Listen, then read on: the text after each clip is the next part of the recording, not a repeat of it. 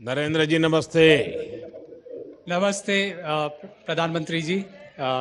Thank you so much for the opportunity.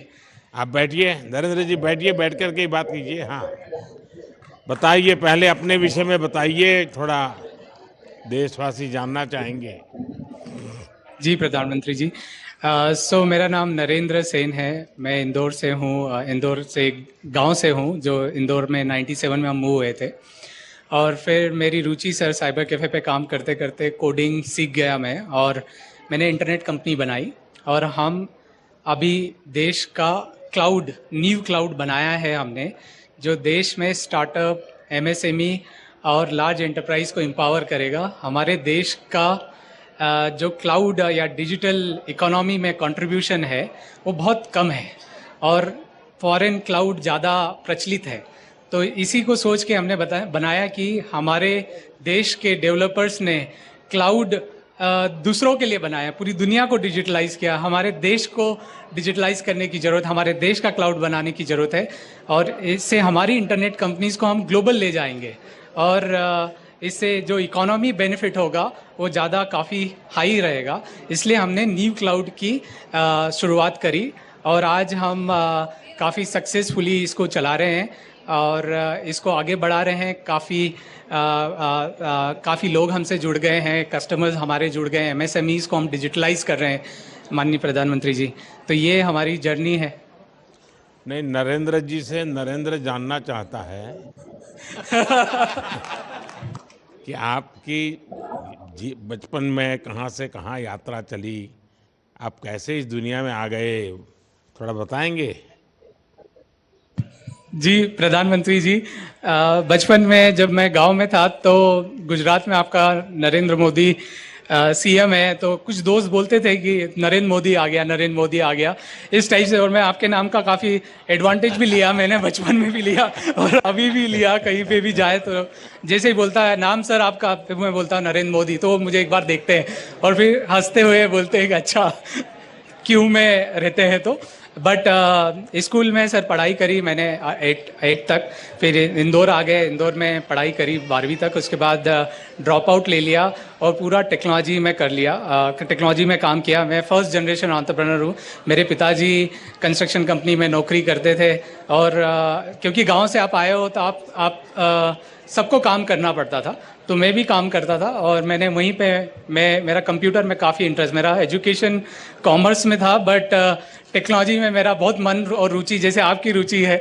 और एक inspiration मैं आपको बताता हूँ, जब आप प्रधानमंत्री बने थे तब आपने नेस्कॉम की इवेंट में बोला था कि देश को क्लाउड गो डाउन चाहिए, और उस समय मैं क्लाउड पे काम कर रहा था। तो मुझे एकदम मोटिवेशन आ गया कि ये सेम चीज़, इंस्पिरेशन मतलब इको हो रही है। प्रधानमंत्री जी भी वही बात कर रहे हैं, और ये एक कॉन्फिडेंस होता है, क्योंकि ये जो क्लाउड है ना, हमारे देश की डिजिटल इकोनॉमी और जो डेवलपर्स है, क्योंकि देश में बनाया नहीं किसी ने, क्योंकि इसके लिए बहुत कैपिटल लगता है, तो कोई हिम्मत नहीं करता कि यार नहीं ठीक है बाहर का मिल रहा है, इसको यूज़ करो और आगे बढ़ो। कितनी बड़ी बड़ी कंपनीज हमारी है देश में, बट कोई इस पर आगे नहीं बढ़ा। बट आपकी जो प्रेरणा और इंस्पिरेशन से कहीं ना कहीं कोई गांव में बैठा नरेंद्र इंस्पायर होता है, ये तो बात पक्की है, और वही मेरी ग्रोथ स्ट्रेटेजी है सर। अच्छा नरेंद्र जी, आपको जो डेटा सेंटर व्यवसाय स्थापित करने के लिए प्रेरणा कैसे मिली वो तो आपने बताया। चुनौतियों का सामना करना पड़ा होगा, आर्थिक संकटों से गुजरना पड़ा होगा, टेक्नोलॉजी में सपोर्ट की ज़रूरत पड़ी होगी, वो कैसा रहा है? सर डेटा सेंटर बहुत ही एक्सीडेंटली मैं एंटर हुआ इसमें, क्योंकि मुझे पता होता है कि इसमें बहुत सारा पैसा लगता, तो मैं नहीं करता ये मैं बस एक जुनून था कि अमेरिका में मैं सर्वर खरीदता था और देश में स्मॉल बिजनेसेस को सर्विस देता था। फिर मैंने डिसाइड किया कि यार हम लोग देश में बनाते हैं, अपना देश इतना बड़ा है, जरूरत तो पड़ेगी आगे न पीछे। तो हमने जब चालू किया डेटा सेंटर, तो एक घर से शुरुआत करी। हमारे एक आईएसपी थे, उनके घर से मैंने चालू किया पहला सर्वर रखना, फिर दूसरा 10, 100, 200। फिर बाद में पता चला डीपी उड़ गई, तो पता चला पावर तो पूरा चला गया है, अब इसके लिए प्रॉपर बनाना पड़ेगा। तो फिर जब मैंने पढ़ाई करी कि यार सिंगापुर, आयरलैंड ने डेटा सेंटर पार्क बनाए, क्यों नहीं हमारे देश में डेटा सेंटर पार्क होना चाहिए। और मध्य प्रदेश एक ऐसी लोकेटेड सिचुएशन में है कि सेंट्रली लोकेटेड है, और यहाँ पे पावर सरप्लस है, तो ये डेटा सेंटर के लिए पर्याप्त फिट जगह है। तो मैंने ऐसे ही लेटर लिखा, क्योंकि आप किसी को जानते तो हो नहीं, नो आपके कनेक्शन है किसी मिनिस्टर से। तो मैंने आईटी सेक्रेटरी सर को मेल डाला, उस टाइम पे राव सर थे, तो उन्होंने बुला लिया, बोले आ जाओ।